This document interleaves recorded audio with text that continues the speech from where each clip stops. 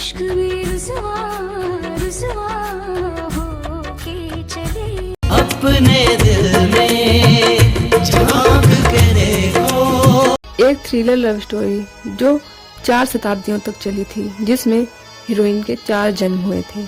आएगा नजर तुम्हें प्यार हमारा, तेरी महफिल से रुसवा हुए। फिर क्या है इस फिल्म के पीछे की पूरी कहानी जानेंगे इस वीडियो में, तो बने रहिए इस वीडियो के साथ। आंखें खोल पारो, ए पारो, आंखें खोल पारो, ए पारो। मेरी जान बचाने नहीं, चंदा दीदी ने अपनी जान दे दी।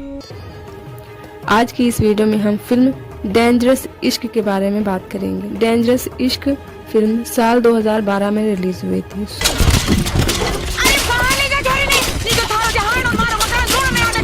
पूरी दुनिया से भी लड़ जाएंगे, कुछ खत्म नहीं होया। सुपर नेचुरल थ्रिलर फिल्म रही थी ये, जिसका निर्देशन विक्रम भट्ट ने किया था। फिल्म में करिश्मा कपूर, रजनीश दुग्गल, रवि किशन, समीर कोच्चर, आया बब्बर, जिमी शेरगिल नजर आए थी। फिल्म की कहानी में तो कोई कमी नहीं थी, बहुत ही दमदार फिल्म रही थी, लेकिन फिर भी यह फिल्म बॉक्स ऑफिस पर सुपर डुपर फ्लॉप रही थी। लेकिन इस फिल्म की दमदार कहानी के आधार पर हम इस वीडियो में इस फिल्म के बारे में बात करेंगे। तो चलिए बढ़ते हैं वीडियो की ओर। अगर इस फिल्म की कहानी की बात की जाए तो फिल्म की कहानी कुछ इस तरह है कि फिल्म की कहानी 4 शताब्दियों में फैली हुई है और अलग अलग समय अवधि में स्थापित 4 अलग अलग कहानियों को बताती है। सुपर मॉडल संजना और देश के सबसे बड़े व्यापारिक दिग्गजों में से एक के बेटे रोहन सामाजिक सर्किट में एक प्रसिद्ध जोड़ी है। जब संजना एक आकर्षक मॉडलिंग असाइनमेंट के लिए आखिरी समय में पेरिस जाने का फैसला करती है, तो वह ऐसा करती है सिर्फ इसलिए नहीं कि वह रोहन से दूर नहीं रह सकती, बल्कि इससे भी जरूरी बात यह थी कि उसकी सहज वृत्ति उसे जाने के खिलाफ धकेलती है। रोहन का अपहरण हो जाता है और हाई प्रोफाइल अपहरण किडनैप के बाद संजना के जीवन में उथल पुथल मच जाता है। किडनैप के बाद 500 मिलियन रुपए की मांग करते हैं। हालांकि पुलिस का मानना है कि फिरौती देने के बाद भी रोहन वापस नहीं आएगा।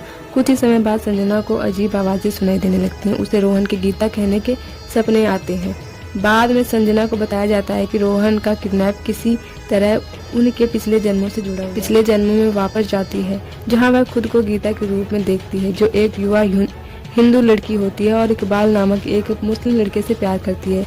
उसकी बहन चंदा सहित पूरे परिवार को उसके चाचा ने मार डाला था। इकबाल का सुझाव है कि गीता अपनी मौत से बचने का एकमात्र तरीका लाली कोटल को छोड़कर अमृतसर में बसना है। बाद में यह पता चलता है कि इकबाल का दोस्त आरिफ प्रतिपक्षी है। उसका उद्देश्य 2 प्रेमियों को अलग करना है, क्योंकि वह दुर्गम शाह का पुनर्जन्म है, जिसने कई शताब्दियों पहले दोनों को अलग करने का फैसला कर लिया था। संजना का अगला जन्म एक मुस्लिम लड़की सलमा के रूप में होता है, जो अली नाम के एक युवक से प्यार करती है। अली अपने साथी राशिद के साथ युद्ध के लिए निकल जाता है। जब युद्ध खत्म होता है तो अली को छोड़कर सभी वापस आ जाते हैं। राशिद सलमा को बताता है कि उसके प्रेमी की हत्या कर दी गई है। बाद में एक तवायफ यह खुलासा करती है कि अली जिंदा है। राशिद ने 2 प्रेमियों को अलग करने की प्लानिंग की थी। इस विशेष प्रतिगमन के बाद यह भी पता चलता है कि रोहन का छोटा भाई राहुल अपने भाई के किडनैपिंग में भी शामिल है। संजना का अंतिम पिछला जीवन पारो नामक एक युवा रानी की दासी का है। वह मन ही मन राजदत्त से प्यार करती है, जबकि राजपुताना का सेनापति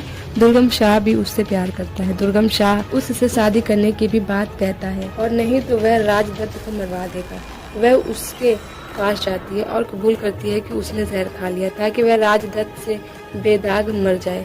उसे मरता हुआ देखकर दुर्गम उसे मंत्रा नामक एक दैत्य के पास ले जाता है, जो बताता है कि मीरा भाई द्वारा पारो को दिए गए वरदान के कारण पारो और राजदत्त का बंधन अब अटूट है। वे हर जन्म में हमेशा साथ रहेंगे। जिस पर दुर्गम जवाब देता है कि अगर राजदत्त और पारो का पुनर्जन्म हो सकता है तो वह भी पुनर्जन्म लेगा। वह मंत्रा से अपने वर्तमान जीवन के बारे में सब कुछ याद रखने की शक्ति मांगता है, ताकि वह अपने अगले जन्मों में दोनों प्रेमियों को अलग कर सके। इसलिए दुर्गम शाह, राशिद और आरिफ सभी की आत्मा एक ही है, लेकिन चेहरे अलग अलग हैं। उनका एकमात्र उद्देश्य संजना और रोहन को अलग करने का है। अब सवाल यह है कि दुर्गम शाह ने वर्तमान जन्म में किस रूप में जन्म लिया है। अपनी सारी जिंदगियों से गुजरने के बाद संजना यह पता लगाने की कोशिश व फैसला करती है कि रोहन कहाँ है और दुर्गम शाह ने कौन सा अवतार लिया है। वह अंततः एक प्लानिंग बनाती है और नीतू एक पुलिस अधिकारी को अपनी मौत का नाटक करने के बारे में बताती है। अब एसपी सिंह और नीतू के सामने डॉक्टर द्वारा मृत घोषित किए जाने के बाद ये दिखाया जाता है कि नया दुर्गम शाह अपने आदमियों को आदेश दे रहा है कि रोहन को अकेला छोड़ दे क्योंकि वह कुछ ही मिनटों में मर जाएगा। क्लाइमैक्स के दौरान आखिरकार पता चलता है कि एसीपी सिंह ही नया दुर्गम शाह है। संजना एक खतरनाक बिल्ली और चूहे के खेल में एसीपी सिंह को उसके कंधे पर लगे निशान से पहचान जाती है। वह फिर उसे घातक रूप से घायल कर देती है। इससे तीनों का यह जीवन चक्र हमेशा के लिए फिर टूट जाता है।